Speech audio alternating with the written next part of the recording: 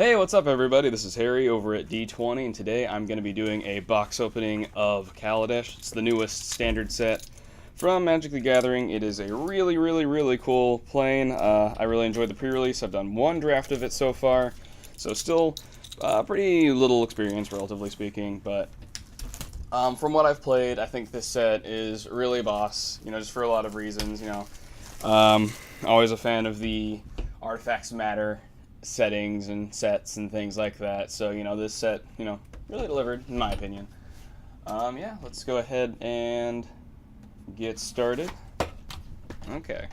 So, obviously, cards I'm going to be looking for, they kind of redid the expeditions here in the form of what are called masterpieces. It's the same thing, except instead of lands, it's artifacts. So, if we pull one of those, I'll be pretty happy. There's also the new Chandra, which is pretty nice. Showing off how bad I am at actually opening packs, so let's take a look-see here. Alright, so our first rare is Midnight Oil. It's pretty fun. It's just an enchantment. Midnight Oil enters the battlefield with 7 counters on it. At the beginning of your upkeep, you remove 2. At the beginning of your draw step, you draw an additional card. And then every time you discard a card, you lose a life. And your maximum hand size is equal to the number of counters on it. So it's a pretty interesting card. I know I think Marshall Sutcliffe really changed his score on it based on the limited resources review. They gave it an F, I believe, but whatever. So, if you have had good experiences with that, feel free to comment below. Alright, so our rare here is Panharmonicon. We also got a foil Lawless Broker and an energy token, so that's pretty cool. Those weren't in the first print run of the set, so they weren't in the pre-release packs. Panharmonicon doubles the ETB triggers caused from artifacts and creatures. Yeah, that card's pretty sweet. Really fun little EDH card. I'm also told that it is better in limited than was previously thought. I have never seen it played in, nor have ever played with it in limited, so I really cannot say. But I mean, because Fabricate's at common, that's not a stretch of the imagination. Okay, so pack 3. Alright, our rare here. Oh, we got another energy token. This is pretty sweet. Scrap Heap Scrounger. It's a 2-drop for a 3/2. Scrap, it can't block, and you pay 1 and a black, exile another creature card from your graveyard, and you return it from your graveyard to the battlefield. So, a lot of people were specking on that in Modern Dredge. Let's see, I haven't checked to see if that's actually made it in at the time of the filming of this video, but it seems pretty strong. I don't know enough about the archetype to really have a say in that matter, but I mean, it's a efficient body that comes in from your graveyard, so, seems like it'd be pretty good. Alright, so next pack. Alright, hey, we got a foil Allen, that's kind of nice. And our rare is a big Leviathan. It's Aether Squall Ancient. It's a 7-drop for a 6/6. At the beginning of your upkeep, you get 3 energy, and you can pay 8, I believe, and return all other creatures to their owner's hands. And you can only activate this anytime you cast a sorcery. So, kind of a limited bomb, not like, the best rare you can get, but, I'd be pretty happy to open that in sealed or in draft. It seems like it'd be pretty fun. Oh, it also has flying, so 7-drop for 6/6 with flying is playable. I once drafted among what is the Sphinx from Origins.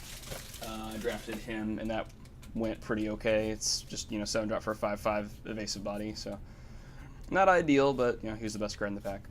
All right. Paradoxical Outcome. So this is a fun card.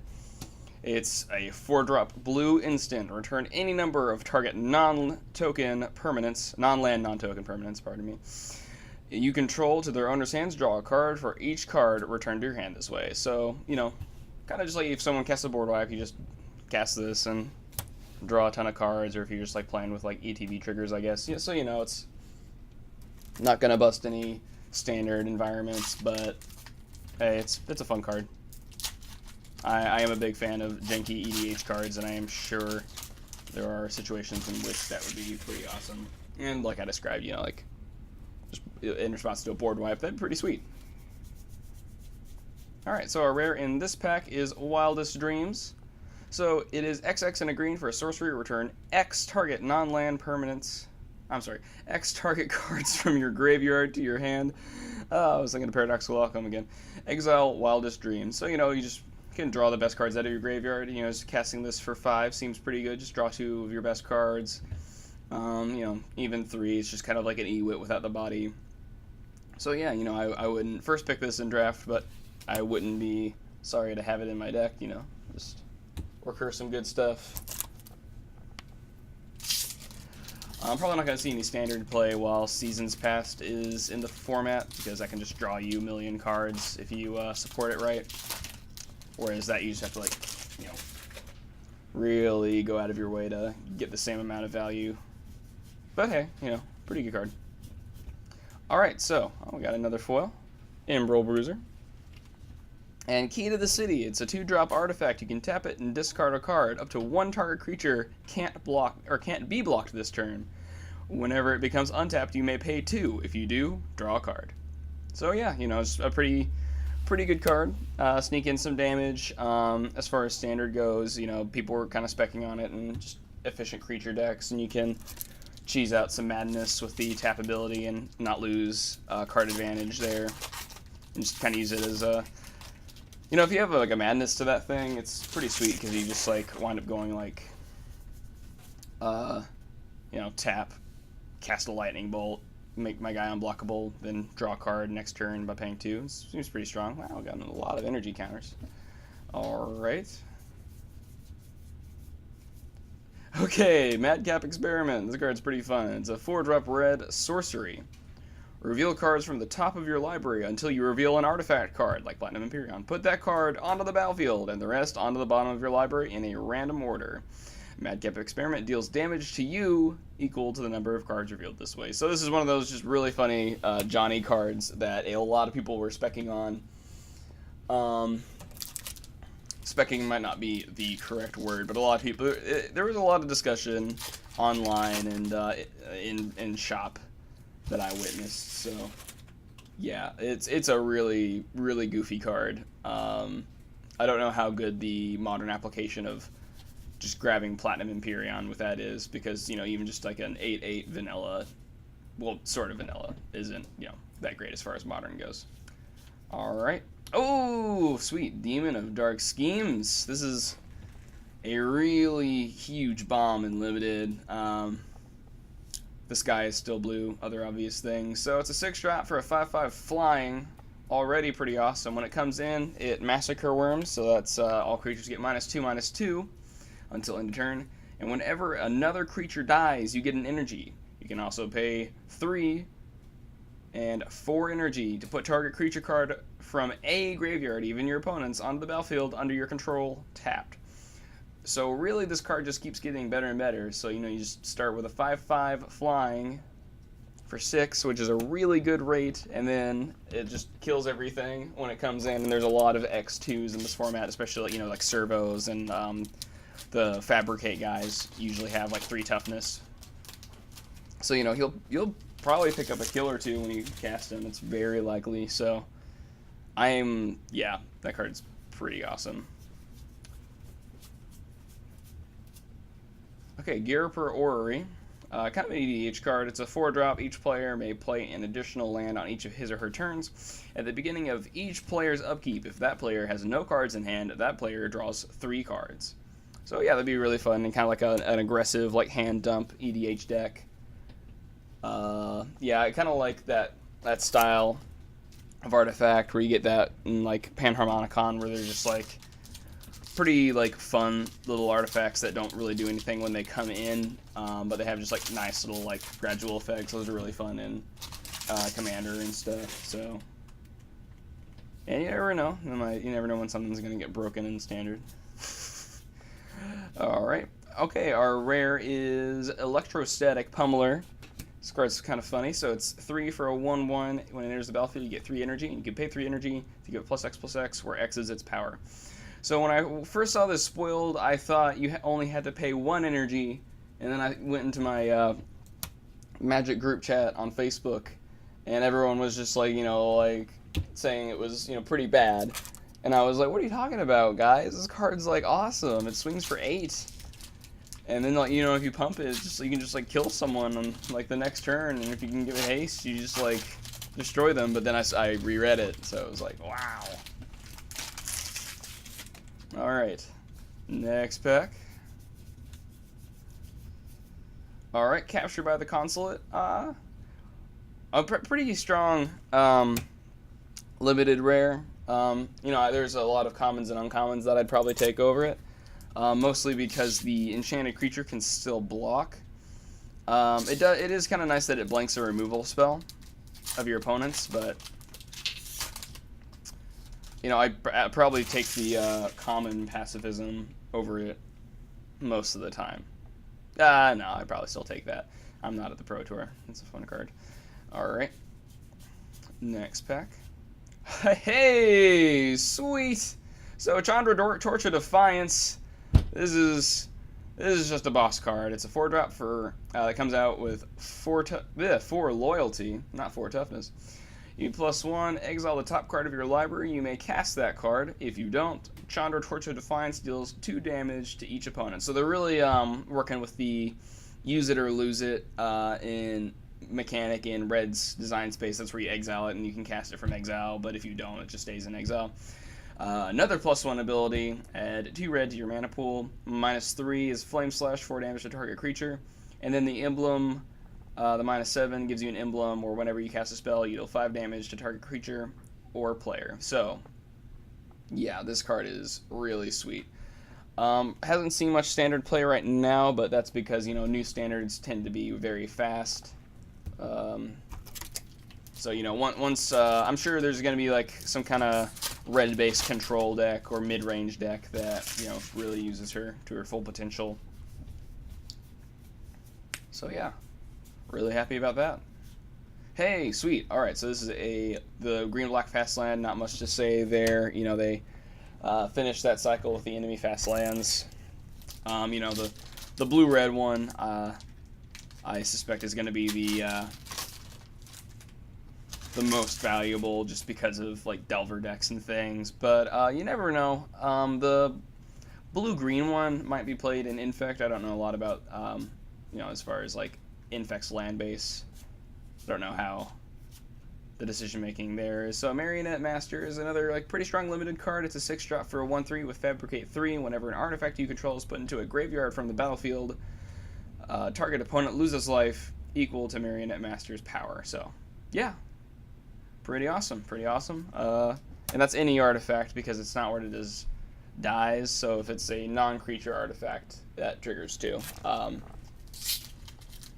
So that's why they use kind of like the old keywording. I was kind of made me do a double take when I first saw it spoiled. So yeah, that's probably obvious to people who are much smarter than I am.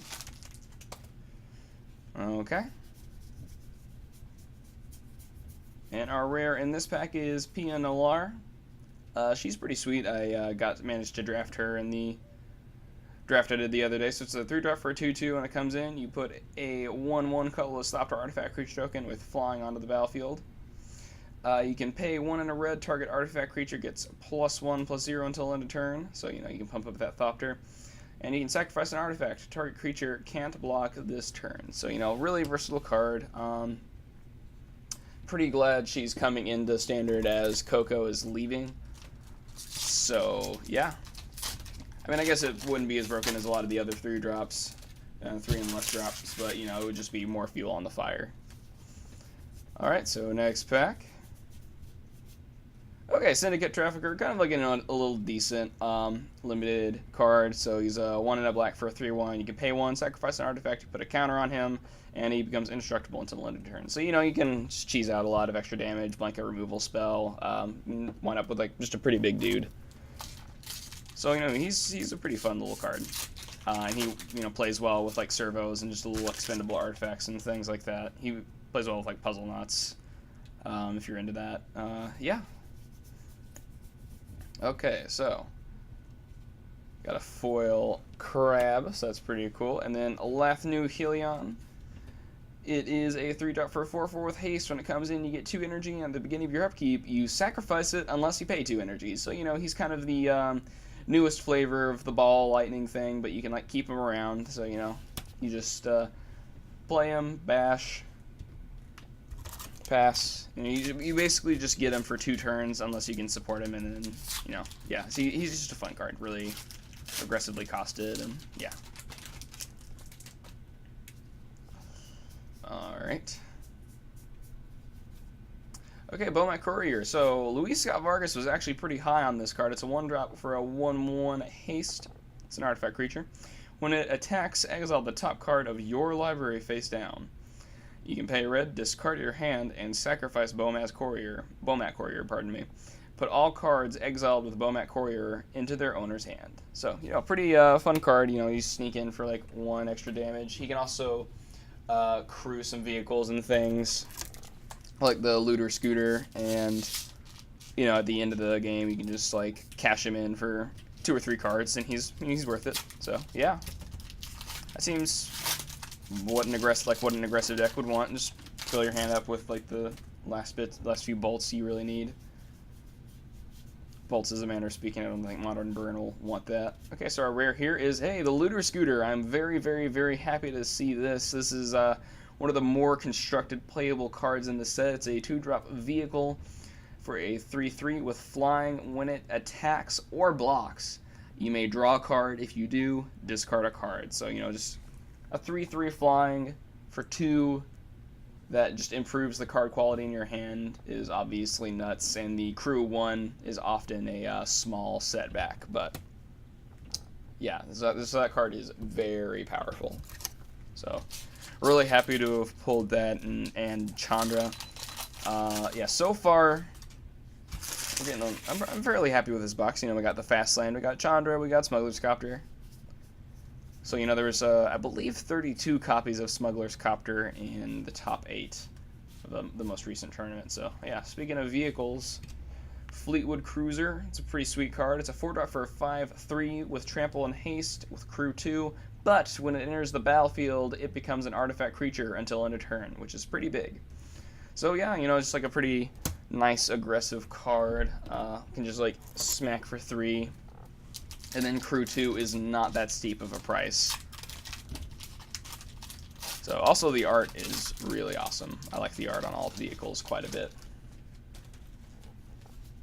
Alright, give me that masterpiece. Hey, cool, Verdurous Gearhulk. So this is the giant robot cycle, the mythic cycle in this set. This one is my favorite just because I'm so high up on green. It's a 5-drop for a 4/4 with Trample. When it enters the battlefield, you distribute 4+1/+1 counters among any number of target creatures you control. So, the really cool thing about this card is, at worst, it is an 8/8 with Trample for 5. And that is just nuts. I love that.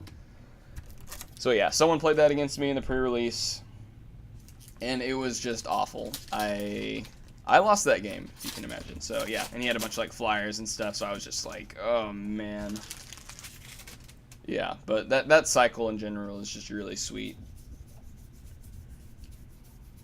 And in this spec we got Skyship Stalker. It's a 4-drop for a 3/3 flying. You can pay 1 red for each of its abilities. It gets +1/+0 until end of turn, so Fire Breathing. It gains First Strike until end of turn, and it gains Haste until end of turn. So you can play it as a 5-drop 3/3 flying haste, which is pretty strong. So, you know, really good limited card. I first pick it, you know, pretty often over a couple good removal spells just for fun. So, yeah. Alright, let's see what we have here.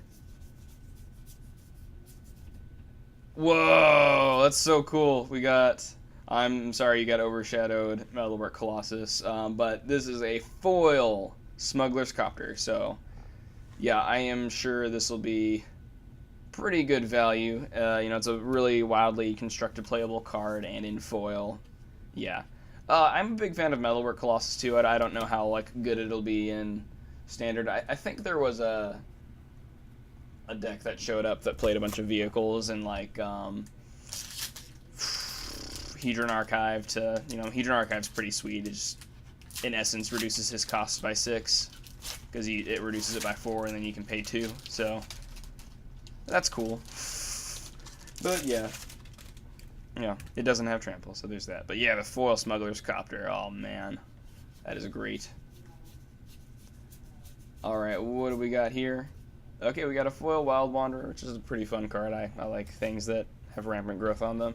And then Insidious Will is a 4-drop instant. It's modal. Choose one counter target spell. You may choose new targets for target spell, or copy target instant or sorcery spell. You may choose new targets for the copy. So, you know, just a fun little, like, counter spell. It's really tricksy. Hopefully a deck can use this. I think it'll lead to some fun board states and things. You know, it'd be kind of nice if it could be like a 1 or 2 of in, like, just like a control deck that may or may not appear in the format.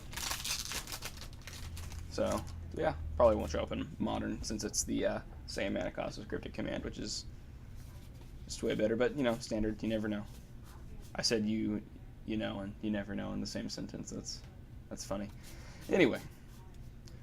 Alright, so Multiform Wonder is a 5-drop for a 3/3. When it comes in, you get 3 energy. You can pay an energy.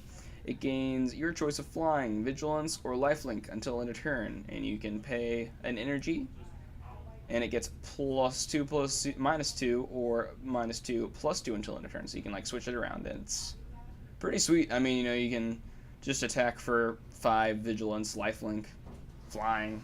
You know, the second turn it comes out. That's pretty hard to beat. And if you're running, like, you know, a lot of, what did I put over there? If you're running a lot of energy, you know, you can keep doing that. That's pretty strong. So yeah, I pick that pretty often in Limited, just because it's fun and it goes into any combination of colors. So yeah, it's a pretty safe pick. All right, Concealed Courtyard, another pretty good fast land. So I think this box is leaning us towards playing Obzon. So you know, these 2 cards in particular are going to be really good for Modern Obzon, or Junk as the kids call it. I guess not the kids, but you know, because it lets you have a painless turn 1 Inquisition of Kozilek, or turn 1 painless Thoughtseize, semi-painless Thoughtseize, I should say. So yeah, that was an effect that Obzon was missing that Jund was not. So yeah, let's see what we have here. So our rare is Fumigated. Holy crap!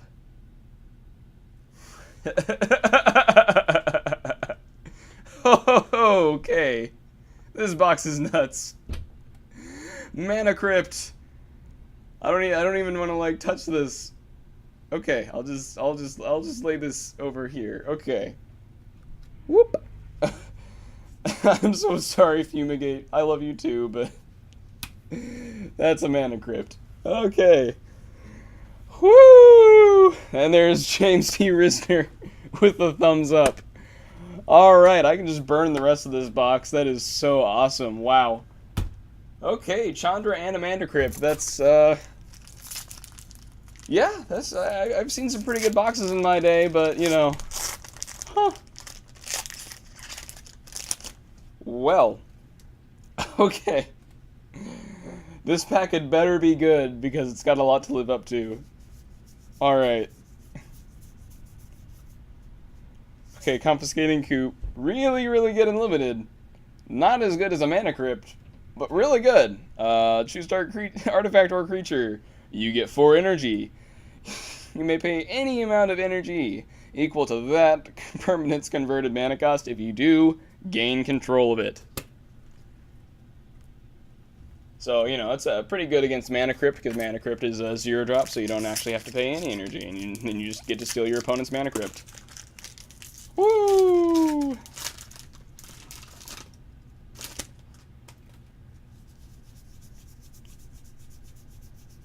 Alright, Deadlock Trap, significantly worse than Mana Crypt, although, oh, never mind. Well, you can play this turn 1 with a Mana Crypt and a land, so, you know, hey, there's that. Deadlock Trap enters the battlefield tapped. When it enters the battlefield, you get 2 energy. You can tap it and pay an energy, tap target creature or planeswalker. Its activated abilities can't be activated this turn. So, you know, pretty fun card. I think someone was, you know, saying it's pretty decent and constructed. I'd first pick it a lot of the time in Limited, but there's quite a few commons uncommons I'd take over it, but it's a fun card. Not as fun as Mana Crypt, though. Alright, here our rare is some card that's not Mana Crypt. It is Kumbal, Council of Allocations. It's a 3-drop for 2/3. When an opponent casts a non-creature spell, that player loses 2 life and you gain 2 life. So yeah, he's pretty fun. You know, I don't like first picking gold cards a lot of the time. But yeah, you know, I'd probably pick him. He's pretty strong. Just a 3-drop for a 2/3. It's Wizard's favorite stats right now. Man. Yeah, there really are a lot of 3-drops for 2/3s nowadays, aren't there? Okay, let's see. So our rare here is Torrential Gear Hulk, another mythic. So it's in the same cycle as Verdurus. It is a 6-drop for a 5/6 flash. When it comes in, you can cast an instant card in your graveyard without paying its mana cost. So yeah, you know, if you have like a Insidious Will or just like a similar counter spell in your graveyard, you can just pop him out, get a 5/6, and then counter something. So that's a pretty good surprise there. Or just like, you know, like recast just like a removal spell or something. Alright.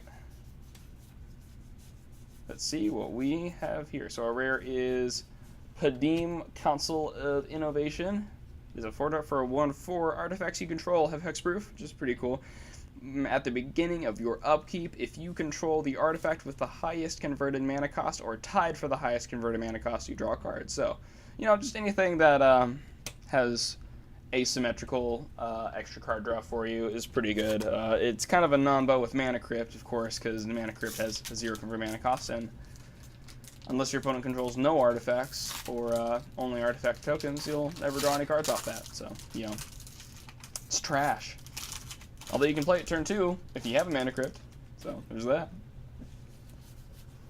How many ways can I restate that Mana Crypt is a good card? Alright, so we've got a Fateful Showdown, which is a pretty fun card, and a foiled little Eager Construct, so that's nice. It's a 4-drop for an instant. Fateful Showdown deals damage to target creature or player equal to the number of cards in your hand. Discard all the cards in your hand, then draw that many cards. So, you know, fun card. Just like, oh no, I have just like 3 lands, or yeah, 3 lands in my hand. I just, you know, get to bolt a creature and then refuel. So, you know, pretty good card. You know, I picked out a lot of the time in limited. And I guess if it's like super late in the game, you can dump a bunch of madness guys, madness spells. So yeah, it's pretty fun that they're like, you know, including that in the next set. All right, so what's in this pack? Oh, cool. Botanical Sanctum. It is the blue-green fast land I mentioned earlier. So yeah, you know, pretty happy to pull 3 fast lands in a box. I think all those will maintain pretty decent value. Just knocked over some cards in my rage. Alright. Final pack. You've got a lot to live up to, little pack. Let's hope you can do it.